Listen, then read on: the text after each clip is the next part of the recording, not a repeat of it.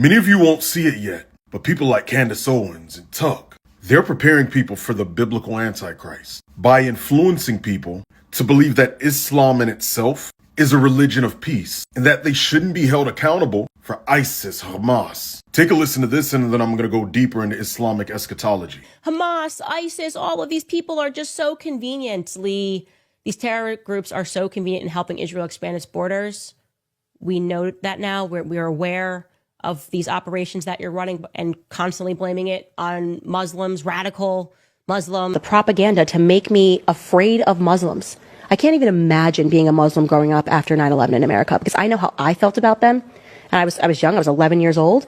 But that beating every day in our heads that every Muslim was a terrorist was the idea that you got.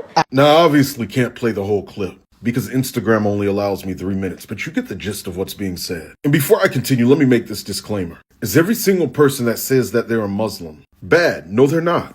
However, Islam itself is bad. And true Muslims that follow Islam to a T, they will be like ISIS and Hamas. Those are true Muslims. Now, I'm not going to read this fully, but this is Islamic end-time belief. The last hour will not come unless the Muslims will fight, and then you can pause and read the rest. So Muslims that believe in the last days, like ISIS and Hamas, they're just following what their writing says, which that's intriguing because the Bible in Zechariah 14 tells us in the last days, specifically the tribulation, that nations will fight against Jerusalem. But then the Messiah, who is Jesus, will fight against them. Not only will he fight, he'll have a plague to hit them where their flesh dissolves while they stand on their feet and their eyes dissolve in their socket. Our God is a violent God when you mess with his people. Here's some more parallels. Islam's coming world leader, the Mahdi, is seen as a global leader to bring the world to Islam, ruling around 7 years. The biblical Antichrist rules globally, and he does this for 7 years, Daniel 9:27. The Mahdi of Islam restores religion of Islam.